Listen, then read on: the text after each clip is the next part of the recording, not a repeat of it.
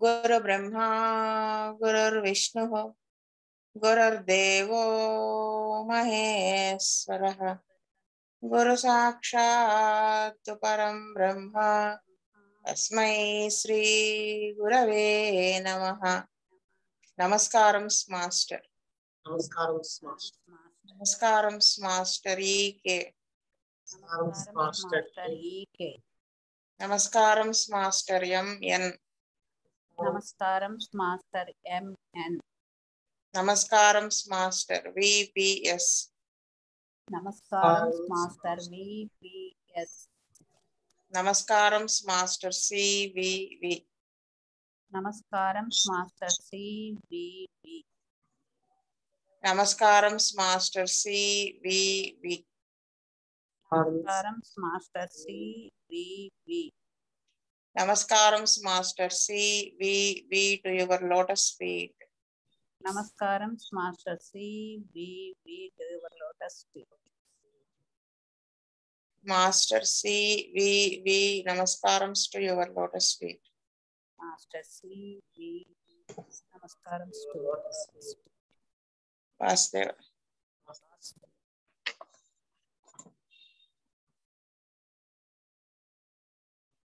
A psoric case is one in which there is no external or traumatic cause. అంటే ఒక psoric case ఉన్నట్లయితే దానికి దాది causation external cause traumatic cause అనేది వలన వచ్చిన జబ్బు అన్నట్టుగా ఉండదు. అంటే అంటే ఆ సోరా అనేది లోపల ఉండడం వలన వస్తుందే తప్ప ఈ ఎక్స్టర్నల్ కాజ్ ట్రామాటిక్ కాజ్ వల్ల వచ్చినట్టుగా కాదనమాట, ఉండదు. The patient perhaps has the habit of living as nearly an orderly life as it is possible for anyone to assume at the present day, going the regular rounds of service, using coffee and tea not at all or only in small quantity, careful in diet, removing all external things which are the causes of indispositions, and at this patient remains sick. అంటే patient ఒకవేళ habit of living అంటే దాదాపు ఒక orderly life ఇప్పుడు ప్రస్తుత కాలంలో చూసినట్టయితే చాలా దాదాపు ఆర్డర్లీ లైఫ్ లివ్ చేస్తున్నటువంటి అలవాటు ఉన్నటువంటి వాడు, అంటే ఒక క్రమ పద్ధతిలో తన జీవితాన్ని గడుపుతున్నటువంటి వాడు, అంటే పొద్దున్నే లేవటం, శుచిగా ఆయిల్ పెట్టుకుని స్నానం చేయటం, ఇలాంటివి అలా మంచి ఒక ప్రశాంతమైన జీవితం, ఒక ఆర్డర్లీగా ఒక జరుపుతున్నటువంటి వాడు జీవితం గడుపుతున్నటువంటి patient going the regular rounds of service, తన డైలీ రొటీన్ కార్యక్రమాలకి రెగ్యులర్ గా అటెండ్ అవుతున్నటువంటి వాడు, using coffee and tea not at all, అంటే కాఫీ కానీ టీ కానీ అసలు తీసుకోకుండా ఉన్నటువంటి వాడు, లేదా కొంచెం తక్కువ క్వాంటిటీలో తీసుకున్నటువంటి వాడు, అంటే ఒక రోజుకి 4-5 సార్లు అలా తాగకుండా, ఎక్కువ క్వాంటిటీ తాగకుండా ఎప్పుడన్నా ఒకసారి ఇలా తాగేటువంటి హ్యాబిట్ ఉన్నవాడు కానీ అసలు తాగనటువంటి వాడు, కేర్ఫుల్ ఇన్ డైట్, ఆ డైట్ కూడా చాలా మంచి న్యూట్రిషియస్ ఫుడ్ తీసుకుంటూ, అంటే జంక్ ఫుడ్ ఇలాంటివి, ఆయిలీ ఫుడ్ ఇలాంటివి అవాయిడ్ చేస్తూ జాగ్రత్తగా మంచి ఆహారం, ఫ్రూట్స్ ఇలాంటివన్నీ తీసుకుంటూ ఉన్నటువంటి వాడు, removing all external things which are the causes of indispositions, అంటే ఏవైతే ఇండిస్పోజిషన్ కి కారణం అయ్యేటువంటి ఎక్స్టర్నల్ కాజెస్ అన్నిటినీ రిమూవ్ చేసుకుంటూ ఉన్నప్పటికీ కూడా at this patient remains sick, ఇవన్నీ చేసినా కూడా పేషెంట్ సిక్ గానే ఉంటాడు. ఎందుకు? లోపల సోరా అనేది ఉండటం వలన. ఇవన్నీ చేయటం వలన గబగబా డిసీజ్ ప్రోగ్రెస్ అవ్వకుండా ఉంటుందే తప్ప పేషెంట్ సిక్ గానే ఉంటాడనమాట. అది ఆయన చెప్తున్నారు. The signs and symptoms that are manifested are the true impressions of nature. They constitute the outwardly reflected image of the inward nature of the sickness. ఈ సైన్స్ అండ్ సిమ్టమ్స్, ఈ వేదనలు గాని ఈ సంకేతాలు అవి ఏవైతే మేనిఫెస్ట్ అయినాయో బయటకి, అవి నేచర్ ఆఫ్ ద డిసీజ్ కి, నేచర్ ఆఫ్ ద సిక్నెస్ కి సంబంధించినటువంటి నిజమైన ఇంప్రెషన్స్ అన్నమాట, నిజమైన లక్షణాలు అవి. అవి మేనిఫెస్టేషన్స్ అనేవి లోపల యొక్క నేచర్ ఆఫ్ ద సిక్నెస్ తెలియజేసేటువంటి మేనిఫెస్టేషన్స్ అవి. అవేమిటి? They constitute the outwardly reflected image of the inward nature of the sickness. అంటే లోపల ఉన్నటువంటి sickness, nature of the sickness యొక్క రిఫ్లెక్టెడ్ ఇమేజ్, ప్రతిబింబమే బయటికి వచ్చినటువంటి ఈ సిమ్టమ్స్ అని చెప్తున్నారు. Now as in a disease from which no manifest exciting or maintaining cause has to be removed, we can perceive nothing but the morbid symptoms. It must be the symptoms alone by which the disease demands and points to the remedy suited to relieve it. అంటే now as in a disease, ఇప్పుడు disease లో కనుక చూసినట్టయితే external exciting and maintaining causes సంబంధించినటువంటి symptoms ఏమి remove చేయాల్సిన అవసరం లేనటువంటి కేసు ఉందనుకోండి, అప్పుడు మనం ఏం పర్సీవ్ చేయాల్సి ఉంటుంది? ఓన్లీ మార్బిడ్ సిమ్టమ్స్, అంటే నేచర్ ఆఫ్ ద సిక్నెస్ కి సంబంధించినటువంటి ఆ డిసీజ్ సిమ్టమ్స్ ని మనము చేయాలి. అంటే ఇప్పుడు అంతకు ముందు ఏం చెప్పారు? ఎగ్జైటింగ్ కాజు వలన మేనిఫెస్ట్ అయిన సిమ్టమ్స్ అవి వస్తే వాటిని ముందు రిమూవ్ చేసి అప్పుడు అసలు డిసీజ్ కున్న సిమ్టమ్స్ చూసి మనము ట్రీట్మెంట్ చేయాలి అని చెప్పారు కదా పైన. అలాంటి అవన్నీ లేనటువంటి కేసు, రిమూవ్ చేయాల్సిన అవసరం లేనటువంటి కేసులు వచ్చినప్పుడు మనం ఏం పర్సీవ్ చేస్తాము? ఈ మార్బిడ్ సిమ్టమ్స్ నే పర్సీవ్ చేస్తాము. It must be the symptoms alone, అంటే ఆ సిమ్టమ్స్ అప్పుడు ఎటువంటివి అయి ఉంటాయి? ఖచ్చితంగాను ఆ డిసీజ్ కి సంబంధించినటువంటి బయటకు ఉన్నటువంటి ఆ మార్బిడ్ సిమ్టమ్స్ అవన్నీ కేవలము అవి మాత్రమే ఉన్నాయి కాబట్టి అవి మనని ఒక డ్రగ్, ఒక రెమెడీలోకి గైడ్ చేస్తాయి. అవేం పాయింట్స్ టు ది రెమెడీ. ఆ రెమెడీ ఎటువంటిది అయి ఉంటుంది? ఈ సిమ్టమ్స్ అన్నిటి నుంచి కూడా రిలీవ్ చేయబడేటువంటి చేసేటువంటి డ్రగ్ అయి ఉంటుంది. అది దాంట్లోకి మనం లీడ్ చేస్తాయి అన్నమాట ఈ సిమ్టమ్స్. అది ఖచ్చితంగా అవి లీడ్ చేస్తాయి అని చెప్తున్నారు. Hahnemann's teaching is that there is a use in this symptom image and that every curable disease presents itself to the intelligent physician in the signs and symptoms that he can perceive. హానుమన్ గారు ఏం చెప్తున్నారంటే, ఈ symptoms ఉన్నాయి కదా, అంటే ఈ symptoms యొక్క picture, totality of symptoms ఉన్నాయి కదా, ఈ ప్రతి క్యూరబుల్ డిసీజ్ లో కూడా ఒక తెలివైనటువంటి ఒక డాక్టరు పర్సీవ్ చేసే విధంగా ఉంటాయన్నమాట. అది వాటి యొక్క యూసేజ్ ఉంటుంది. అంటే ఒక డాక్టర్ గనక తెలివైన వాడైతే ఈ సైన్స్ అండ్ సిమ్టమ్స్ ని పర్సీవ్ చేస్తే గనక చేయడం ద్వారా ప్రతి క్యూరబుల్ డిసీజ్ కూడా క్యూర్ అవుతుంది. అంటే ఆ సిమ్టమ్స్ దానికి ఉపయోగపడతాయి అని చెప్తున్నారు అనమాట. దేనికి ఉపయోగపడతాయి? మనం ఒక తెలివైన డాక్టర్ పర్సీవ్ చేయగలుగుతాడు. సో ఆ చేయడం ద్వారా కరెక్ట్ డ్రగ్ అనేది మనకి సెలెక్ట్ చేయడానికి ఉపయోగపడతాయి. దాని ద్వారా పేషెంట్ క్యూర్ అవడానికి అవకాశం ఉంటుంది అనమాట. అది ఆయన చెప్తున్నారు. In viewing a long array of symptoms an image is presented to the mind of an internal disorder, and this is all that the intelligent physician can rely upon for the purpose of cure. అంటే ఇలా చూసినట్టయితే కనుక long array of symptoms, ఇటువంటి చాలా symptoms యొక్క అమరిక అనేది దేనికి సంబంధించింది అవుతుంది? ఇంటర్నల్ డిజార్డర్, లోపల ఎక్కడైతే డిజార్డర్ అయిందో దానికి సంబంధించినటువంటి వేదనలు, వాటికి సంబంధించినటువంటి సిమ్టమ్స్ యొక్క ఏర్పాటే మనకి కనిపిస్తుంది. ఇదంతా కూడా ఏమవుతుంది? వీటి మీద డాక్టర్, తెలివైన డాక్టర్ కెన్ రిలై అపాన్ వీటి మీద రిలై అయ్యి క్యూర్ అనేది చెయ్యొచ్చు. అంటే క్యూర్ అనేటువంటి ఒక పర్పస్ ని సర్వ్ చేసుకోవచ్చు అని చెప్తున్నారు. This divides homeopathy into 2 parts. The science of homeopathy and the art of homeopathy. ఇక్కడ మనకి ఈ ఈ విధంగా అది కూర్పు చేసుకోవటం, ఈ సిమ్టమ్స్ వీటిని చూస్తే మనకి ఈ పిక్చర్ వీటిని నేచర్ ఆఫ్ ద డిజార్డర్ దగ్గర మనం హోమియోపతిని 2 పార్ట్స్ గా డివైడ్ చేయొచ్చు. దిస్ డివైడ్స్ హోమియోపతి అనేది 2 పార్ట్స్ గా డివైడ్ చేస్తుంది. ఏమని? Science of homeopathy and art of homeopathy. ఇక్కడ ఈ రెండింటికి కూడా డిఫరెన్సెస్ చెప్తారు చూడండి. The science treats of the knowledges relating to the doctrines of cure, the knowledge of principle or order, which you may say is physiology, the knowledge of disorder in the human economy, which is pathology, that is the science of disease, not morbid anatomy, and the knowledge of cure. ఈ science అనేది మనకి ఏమని తెలియజేస్తుంది?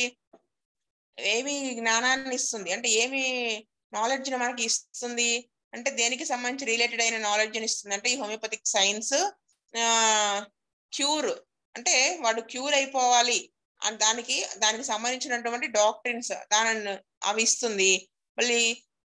మళ్ళీ knowledge of principal అంటే ఆ principles of homeopathy ఉంటుంది కదా, ఆ ప్రిన్సిపల్స్ ఆఫ్ హోమియోపతి ఆర్డర్ ఏ క్రమంలో మనం ట్రీట్మెంట్ చేసుకుంటా రావాలి, ఎలా చేయాలి అనేది దాని గురించి తెలియజేస్తుంది. ఎలా అయితే ఫిజియాలజీలో మనం చదువుకుంటున్నాం కదా, ఎనాటమీ ఫిజియాలజీలో ఎలా అయితే ఒక ఆర్గాన్ యొక్క ఫంక్షన్ దాని గురించి తెలియచేస్తుంది కదా, ఆ విధంగా మనకి హోమియోపతిక్ సైన్స్ క్యూర్ చేయడానికి కావలసినటువంటి డాక్టరీన్స్ ని మళ్ళీ వాటి యొక్క ప్రిన్సిపల్స్ ఆర్డర్ వీటన్నిటినీ తెలియచేస్తుంది. ఎలా అయితే పెథాలజీ అనేది మనిషిలో ఉన్నటువంటి డిజార్డర్ డిసీజ్ కి సంబంధించినటువంటి నాలెడ్జ్ ని ఇస్తుందో అలాగనమాట. అంటే ఈ సైన్స్ ఆఫ్ హోమియోపతి చదువుకోవటం వలన సైన్స్ ఆఫ్ హోమియోపతి వలన ఏం తెలుస్తుందంటే 3 నాలెడ్జెస్ ఇస్తుంది. ఏంటవి? క్యూర్ కి సంబంధించింది, ఆ ప్రిన్సిపల్స్ ఆర్డర్ కి సంబంధించింది, knowledge of cure, knowledge of disorder in the human economy అంటే మనిషిలో ఉన్నటువంటి డిజార్డర్ ఎక్కడ డిజార్డర్ ఉంది అనేటువంటి దాని నాలెడ్జ్ ని ఇస్తుంది. Plus the knowledge of cure అంటే అది క్యూర్ అయిపోవటానికి కావలసినటువంటి నాలెడ్జ్ ని ఇస్తుంది అనమాట. ఈ మూడింటిని ఇస్తుంది. The science of homeopathy is first to be learned to prepare one for the application of that science which is the art of homeopathy. అంటే ఈ సైన్స్ ఆఫ్ హోమియోపతి అనేది ఫస్ట్ మనం నేర్చుకుని తీరాలి. ఎందుకు? ఒక అప్లికేషన్ ఆఫ్ ద సైన్స్ మనకు తెలియడం కోసం, దానికి మనం ప్రిపేర్ అయి ఉండడం కోసం సైన్స్ ఆఫ్ హోమియోపతిని ఫస్ట్ నేర్చుకోవాలి. సో ఆ ప్రిపేర్ అయ్యి ఉండడాన్నే ఆర్ట్ ఆఫ్ హోమియోపతి అంటారు అనమాట. అంటే మనం నేర్చుకున్నటువంటి ఆ సైన్స్ ని శాస్త్రాన్ని మనం అప్లికేషన్ లో చూపించడం దానిని ఆర్ట్ ఆఫ్ హోమియోపతి అంటారు అనమాట.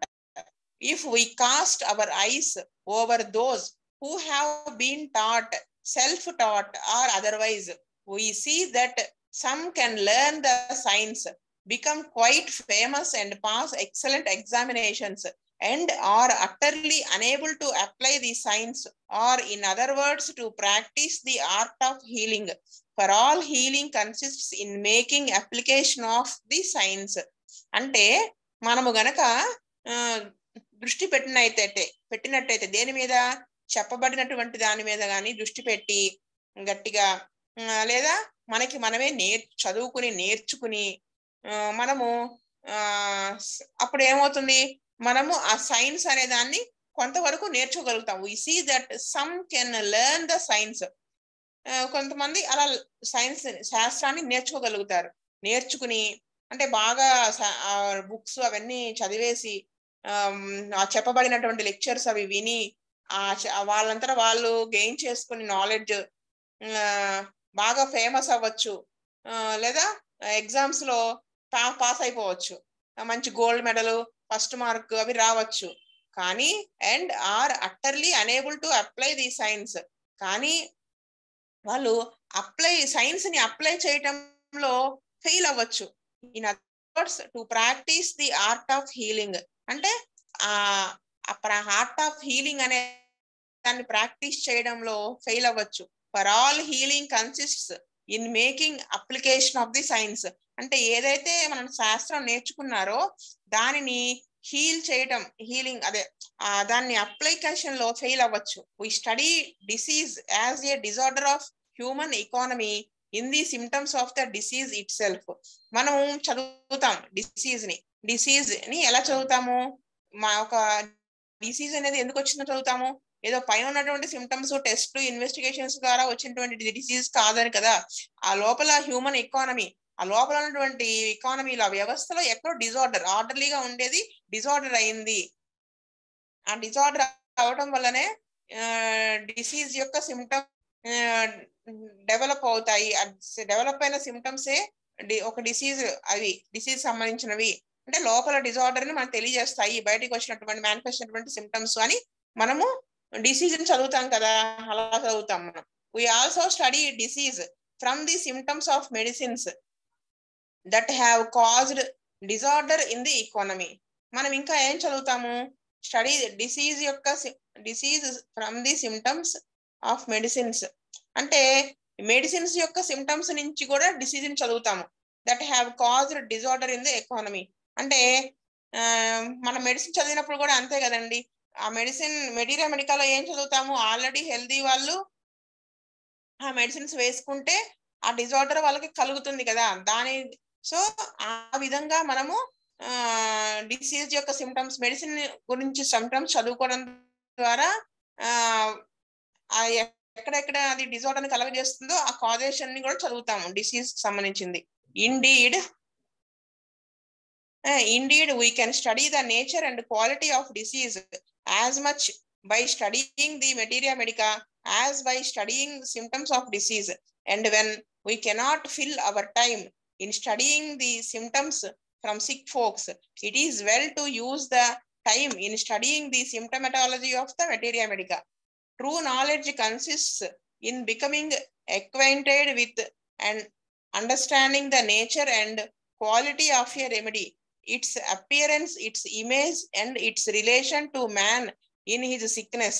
Then by studying the nature of sickness in the human family, to compare that sickness with symptoms of the materia medica. అంటే ఈ మెటీరియా మెడికా నిజానికి ఏంటి? మనం ఏం చదువుతాం? మనం చదవగలుగుతాం ఏంటది? డిసీజ్ యొక్క క్వాలిటీ, నేచర్ ఎంత బాగా చదువుకోగలుగుతామో అంతే విధంగా మెటీరియా మెడికాలో ఉన్నటువంటి studying symptoms of the disease, materia మెడికాలో ఉండేటువంటి సిమ్టమ్స్, డిసీజ్ యొక్క సిమ్టమ్స్ కూడా అంతే ఈజీగా చదవగలుగుతాము. కానీ మనము ఇవి చదువుకున్నాం కదా, ఈ మెటీరియా మెడికాకి సంబంధించినవన్నీ చదువుకున్న తర్వాత ఈ పేషెంట్ యొక్క సిమ్టమ్స్ చదివినప్పుడు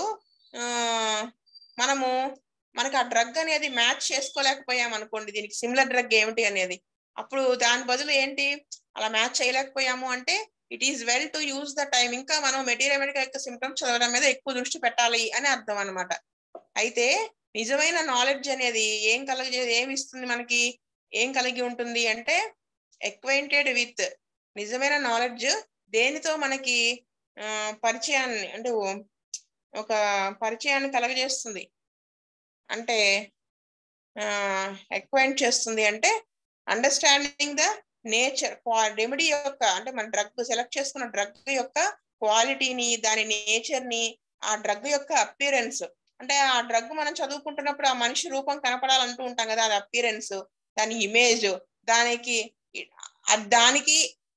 ఆ డ్రగ్ కి ఆ మనిషిలో ఉన్నటువంటి సిక్నెస్ తో ఉన్నటువంటి రిలేషన్, దాని గురించి మనకి ఆ నిజమైన జ్ఞానం అనేది, నిజమైన నాలెడ్జ్ అనేది దీనితో మనకి పరిచయాన్ని ఎక్కువ ఇస్తుంది అనమాట, వీటితో పరిచయాన్ని ఇస్తుంది.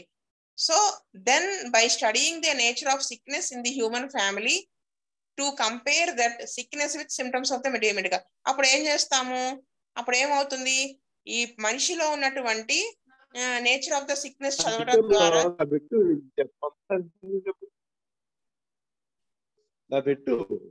అమర్నాథ్ గారు మీరు మ్యూట్ చేసుకోవాలి.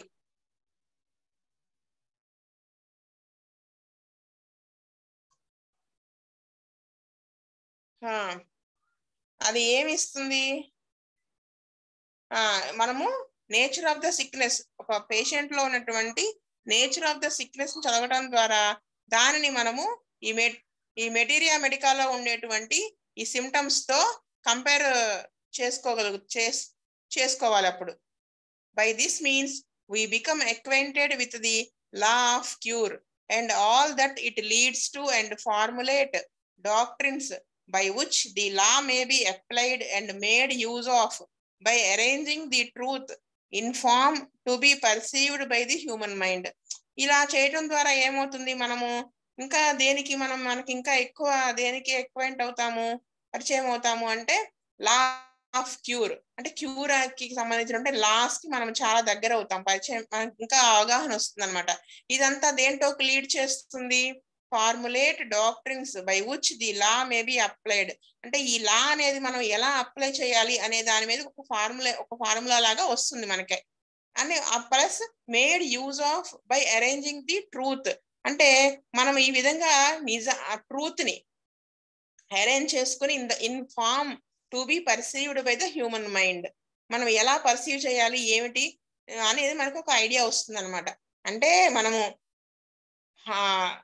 మనం నిజంగా గనక సరైన పద్ధతిలో మనం నాలెడ్జ్ గనక మనం గెయిన్ చేసుకున్నట్టయితే అది ఏమి కలిగి ఉంటుంది, రెమెడీ యొక్క నేచరు, దాని క్వాలిటీ, అపీరెన్స్, దానికి మనిషి యొక్క సిక్నెస్ తో ఉన్నటువంటి రిలేషను, దీనికి సంబంధించినటువంటి నాలెడ్జ్ మనం గెయిన్ చేసుకోవడం వలన అప్పుడు ఏమవుతుంది, ఈ పేషెంట్ చెప్పిన సిమ్టమ్స్ అన్ని చెప్తూ ఉండగానే కదా మనకి మెటీరియా మెడికల్లో కూడా మంచి నాలెడ్జ్ ఉందనుకోండి, అప్పుడు ఆ పేషెంట్ చెప్పే సిమ్టమ్స్ అన్ని ఈ డ్రగ్ కి సంబంధించిన ఇలాగా మనకు కనిపిస్తుంది. ఎప్పుడు కనిపిస్తుంది, మనకు మెటీరియా మెడికల్ చదువుకుంటేనే కనిపిస్తుంది, లేకపోతే మనకేం తెలియదు కదా.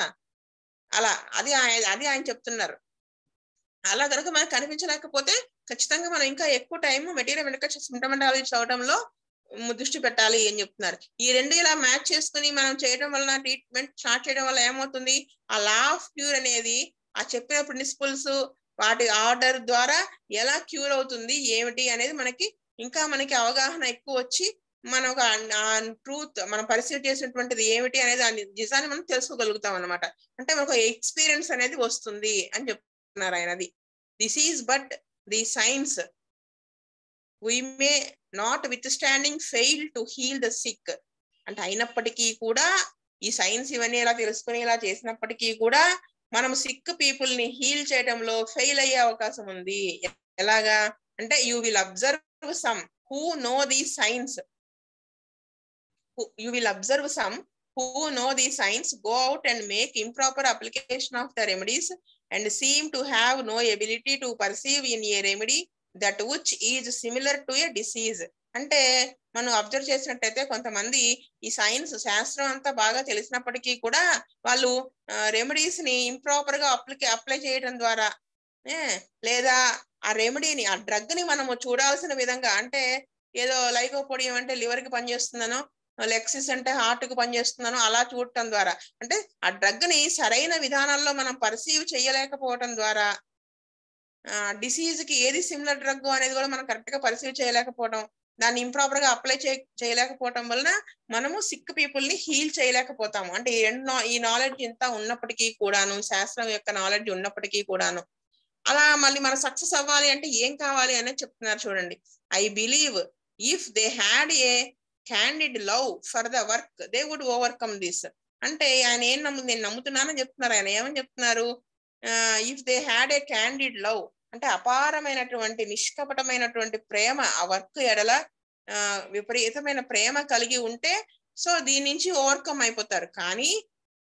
కానీ ఏం చేస్తారు, but they think more of their pocket books, అంటే వాళ్ళ రాసుకున్నటువంటి బుక్స్ వాటి మీద డిపెండ్ అయిపోయి దాని మీద ఎక్కువ ఆలోచిస్తారు తప్ప దీని మీద ఆ ప్రేమతో చెయ్యవలసిన విధంగా వాళ్ళు పర్సీవ్ చేయలేకపోవడం వాటి వలన అక్కడ వాళ్ళు ఫెయిల్ అవుతారనమాట. కానీ ఇంకా మనకి ఏం కావాలి అని చెప్తున్నారంటే, హీలింగ్ అది అవ్వాలి అంటే the physician who is the most successful is he who will first heal for the love of healing, who will practice first for the purpose of verifying his knowledge and performing his use for the love of it. అది అంటే ఆ physician ఎప్పుడు success అవుతాడు, most successful ఎప్పుడవుతారు అంటే అతను ఆ heal చెయ్యాలి, అవతల వాడికి ఉన్నటువంటి బాధని తగ్గించాలి అనే ఆ ప్రేమ అపారమైనటువంటి ప్రేమని కలిగి ఉన్నప్పుడు మాత్రమే అతను హీల్ చేయగలుగుతాడు. ఎవరు హీల్ చేయగలుగుతారంటే ఆ సఫర్ అవుతున్నటువంటి వాడి యొక్క ప్రాబ్లం ని వాడి మీద అపారమైన ప్రేమ కలిగి దానిని హీల్ చేయాలి అనే తపన ఉన్నటువంటి వాడు, ఆ ప్రేమ ఉన్నటువంటి వాడు మాత్రమే మోస్ట్ సక్సెస్ఫుల్ అవుతారనమాట. Who will practise first for the purpose of verifying his knowledge. అటువంటి వాడు తన యొక్క నాలెడ్జ్ ని ఇటువంటి పర్పస్ కోసం హీల్ చేయాలి అనేటువంటి అలా ప్రేమతో పెర్ఫార్మింగ్ హిజ్ యూజ్ ఫర్ అతను ఈ నాలెడ్జ్ ని యూజ్ చేయడము అంత ప్రేమతో చేసినట్టయితే అప్పుడు అతను సక్సెస్ అవుతాడు ఆ physician. I have never known such a one to fail. అటువంటి వాడు ఖచ్చితంగా ఫెయిల్ అవటం అనేది నేను ఎప్పుడు చూడలేదు అని చెప్తున్నారు ఆయన. అంటే మనకి ఈ విధంగా ఉన్నటువంటి ఆయన నాకైతే బుజ్జి గారు మాస్టర్ గారు అలా కనిపిస్తారు. అంతే కదా, బుజ్జి గారు ఎంతలా ఉంటారంటే వాళ్ళ మీద అపారమైన ప్రేమ. వాడు గనక హోమియోపతికి నిలబడి మనల్ని నమ్ముకుని ఉన్నాడు అంటే ఎంత స్ట్రెయిన్ అయినా ఈ బుక్స్ రిఫర్ చేసి ఎలాగైనా వాడికి తగ్గించాలనే తపన ప్రేమ నేను బుజ్జిగారి దగ్గర చాలా సార్లు చూశాను. ఆయన చదవటం అది చూశాను. మాతో చదివించేవాళ్ళు, ఈ బుక్ లో చదువు, ఈ డ్రగ్ చదువు, ఆ డ్రగ్ చదువు. ఆ ప్రేమ ఆ తపన వాడికి తగ్గించాలనేది మనకు ఉండాలంటే నాలెడ్జ్, సైన్స్ తెలిసినంత మాత్రాన, శాస్త్రం తెలిసి దాన్ని అప్లై చేయడం తెలిసి ఇవన్నీ ఉన్నప్పటికీ కూడా మనము ఈ ప్రేమ అనేది ఉండాలి. మనం అటువంటి వాడే 100% సక్సెస్ అవుతారు అని చెప్తున్నారు ఆయన. నేను ఇక్కడికి ఆపుతాను క్లాస్. స్వస్తి ప్రజాభ్య పరిపాలయంతాం న్యాయేన మార్గేణ మహీమహీష గోబ్రాహ్మణేభ్య శుభమస్తు నిత్యం. లోకా సమస్తా సుఖినో భవంతు. లోకా సమస్తా సుఖినో భవంతు. లోకా సమస్తా సుఖినో భవంతు. ఓం శాంతి శాంతి శాంతి. వాసుదేవ